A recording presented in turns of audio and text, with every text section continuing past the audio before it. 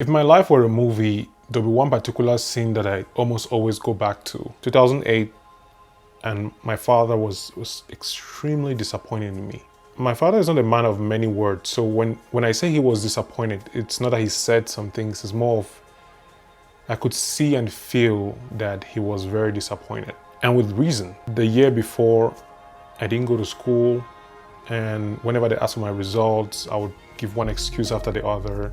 Eventually, it caught up with me because it was the end of the year and results have to come up at some point. So if you don't have any results, my dad came to college and figured out finally that I basically did not write exams. 2008 is one of those scenes, and there are a couple of them. And I'm sure for you, you have some scenes as well that you go back to and look and wonder, like, what could I have done differently? What could I have done, else? And I have things like that, like 2012, going back to study journalism, restarting a new degree path from completely different what I did before.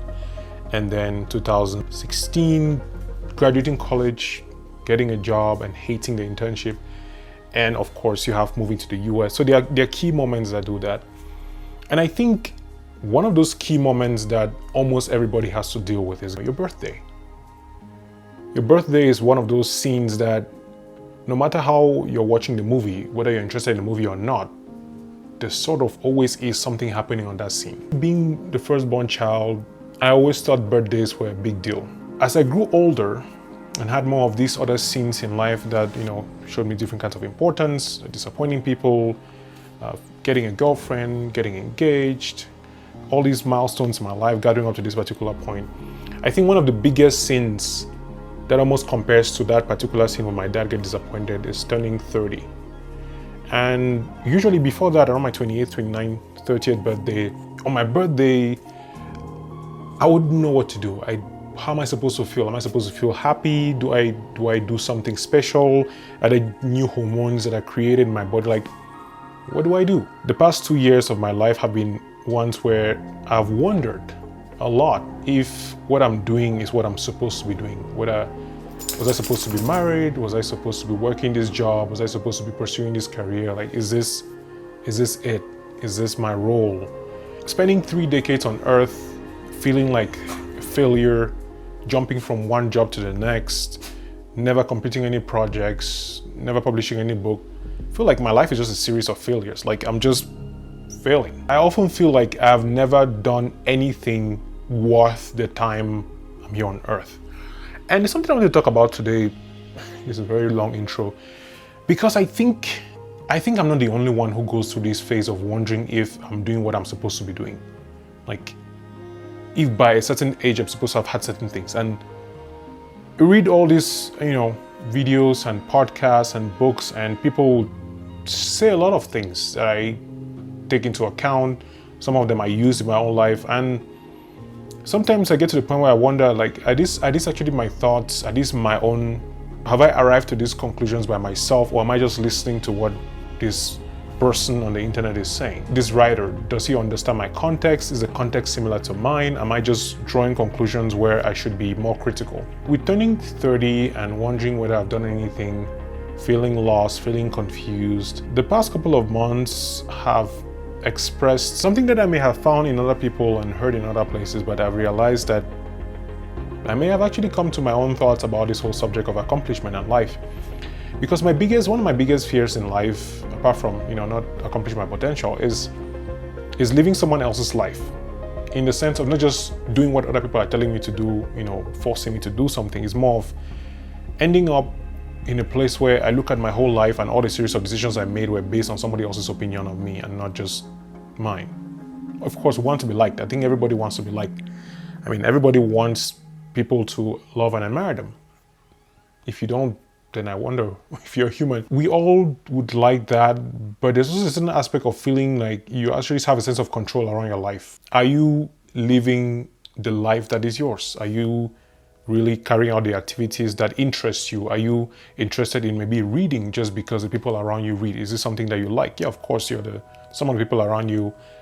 But I wonder when it comes to age and accomplishments, I wonder, and I've come to my own thoughts, that maybe the way to look at feeling lost, feeling confused, feeling like we're not doing anything with our lives is to have a scale where we can place things on two extremes. Because for me, I realize that the reason why I'm able to sometimes jump back quickly, even on a daily basis, because these thoughts of feeling lost happen very regularly. I mean, I'm talking now like I've figured anything out, but I haven't.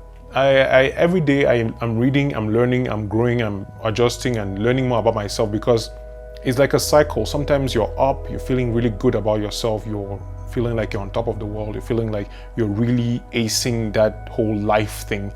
And some days you're down, you need help. You need somebody to actually just tell you like, hey, listen, you're going to be okay. Listen, you'll be fine.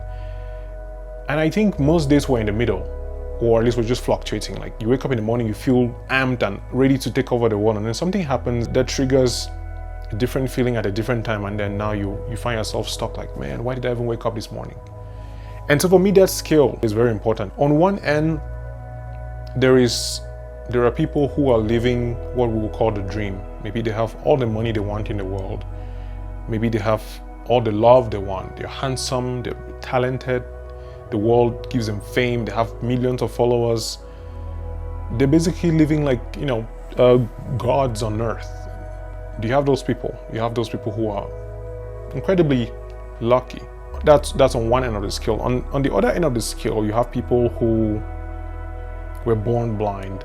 I'm not saying that being born blind is a bad thing. People who lack things in life for no reason that is theirs. People who are really unlucky. People who were molested as children. People who grew up in countries where being a woman essentially means that you're a slave. People who've been raped. People who've been traumatized. People who were born with genetic malformations that make their lives very miserable. People who have been unlucky. Maybe they built a life and then fire took everything away. People who were in accidents and then lost their whole family. People who have died of COVID. People who have lost everything.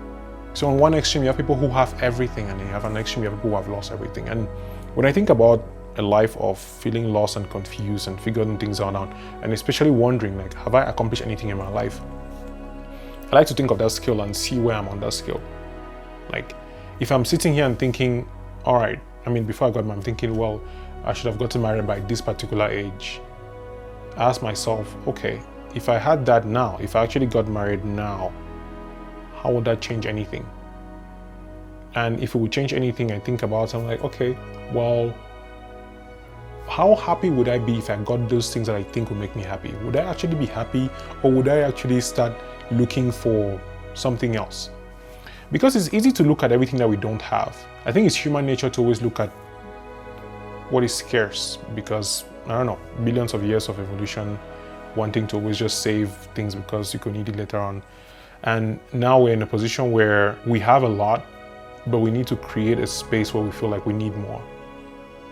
And so turning 30, celebrating birthdays, looking at milestones, I feel like it's not fair for me to not take into account the fact that I've been able to actually accomplish a bunch of things. I think that's one key thing about this whole journey of looking at what you're missing versus what you want versus what you think you should have had by a certain age. It's actually finding evidence. I think evidence is a key to deciding if you're actually, slower than you think you should be or ahead of the curve. Because, when I mean evidence, I don't mean comparing yourself to other people. I mean looking at your own life. Like, okay, fine. You think you haven't accomplished anything. How true is that? How true is it that you haven't accomplished anything? So you have to look at your life and actually, try to be as objective as possible. Like, what have I done with my life? And make a list.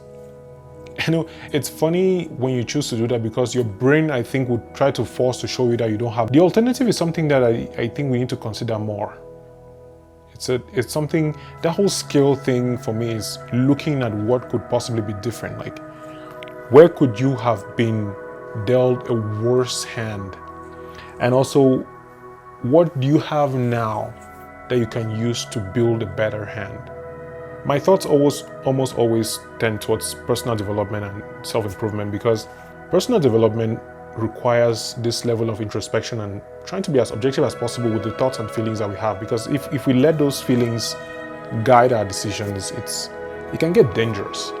When I think of that time in the bridge in Douala with my dad, that could have been a turning point where I just feel like I'll never be able to talk to this man anymore. But if you hear my dad and I talk now, and us discussing life and relationships and, career paths and business and all that. On the timeline of where I was, this 21-year-old who was confused, lost, unable to say anything to his dad, unable to communicate his fears and worries.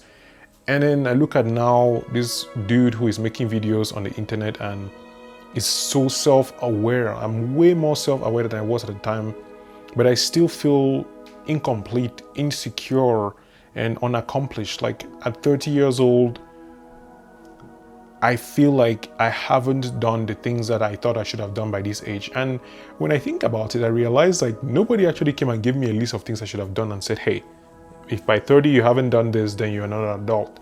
If by 30 you haven't done this, then you're not a man. And I really think that the whole idea of evidence and thinking about the alternative can actually help mitigate some of those feelings that we get from our parents and society and friends who ask you questions like, when are you getting married? When is your child coming? Are you still working at that job? Oh, I thought you were going to get a car by now. If there's no evidence that you're not making progress, maybe you actually are. Because sometimes we think that we are not moving forward in life, but we actually are. The interesting part of it all is the fact that we can actually even afford to have that conversation, to actually sit and think like, whoa, I think I'm behind in life. I don't have this, I don't have that. The fact that we can actually afford to think about those things, I think we forget to even consider that's actually a big deal, that we are alive. We exist, we breathe. If you're watching this video, you have internet access. That's a big deal. When we can step down from that pedestal of thinking that we know where we should have been and we try to predict the future of our own existence and say, oh, by this age, I should have done this. I think when we step down that pedestal, we start looking at the world with a new sense of wonder and just really the small things that move forward every day, like the small conversations and those moments when you actually catch your thoughts and you can actually be like, wow, this is something that I'm thinking about and I could actually do something about it. Where you say, okay, I haven't written a book. I wanted to write a book by 30, and then you can realize like, I could start writing that book now and I could get it done by this time if I take action today. And that's something that I would like to leave you with. This idea that if you're having this thought about feeling lost and feeling confused, maybe you should consider the alternative. What if you actually had everything that you think you're supposed to have? Would that make you happy? Because I feel like it won't. You would find something else. And if at that time you find something else, why don't you find something else now? I mean, it sounds a little bit silly, but what is the alternative? And on this scale of extremely lucky, blessed, and incredibly gifted by the world to unlucky, dead at 12, molested, like on this scale, where do you actually land? And is it possible for you to compare yourself with people who are worse off? Sounds a little bit sadistic, but I think it gives perspective about our place on the scale and what we can actually benefit from just changing that perspective. And that's what I think keeps me going now more than before, because when I turned 30, I didn't really think about this much. It's just very recently that it's like almost all my friends, people that I care about, are getting to this phase in their life where they're wondering like, what is going on? Like, and I think that's a good thing. It might sound like a painful, sad thing, but if you can afford, and I think everybody should afford to ask themselves, like, am I moving in a direction of, my potential? Am I getting in the place where I can actually be the best version of myself? It's a very powerful question. I think it's a very relevant question. Maybe we should just ask the question with more perspective, thinking about the alternative, thinking about our actual journey, and then finding evidence in our lives that either support or destroy our weird hypothesis that we're not moving forward. If you've watched the video up to this particular point, means that what I was saying sort of made sense. So I'll be grateful if you could share this video with someone. Still related to what we're talking about, confusion and everything, is I've been confused a lot about what I'm doing on YouTube. And if it's the first time you're meeting me, my name is Kamga. And I've called myself all kinds of things on the channel: writer, creative, storyteller, husband, immigrant. I've done all these labels, and I finally come to realize that I don't actually have a thing to call myself. My name is Kamga, and I'm starting this project where I'm looking for two things with nearly all my content: meaning and connection. And I'm going to make a whole video talk about what that means. But I think after looking at wealth and relationships and immigration and creativity and all that, I realized that a lot of what I do, whether it's writing, video, speaking, it's looking for meaning in things, in the world, in people, like what is so valuable that it's not, that it cannot actually put a price on. What are we here for? I think meaning is one big deal. And the second part of this quest, this personal quest, this project, is human connection. Almost all the stories that you would hear on the channel, or the things that I do, or the way I think, has to do with people, whether it's my parents, my siblings, my wife, my dog. Well, that's not human connection. Meaning and connection, I would like my life to be full of those two things. Yeah, that's what I'm working on. So stick around. If you haven't subscribed to the channel, please subscribe to the channel. And last thing I would say is that the next couple of videos are not going to be different, or they're actually going to be older videos that I recorded before. I am releasing those videos so I can actually take time to plan better videos. It's a long story, but you like it. So thanks for sticking around. I'll see you in the next one. Bye.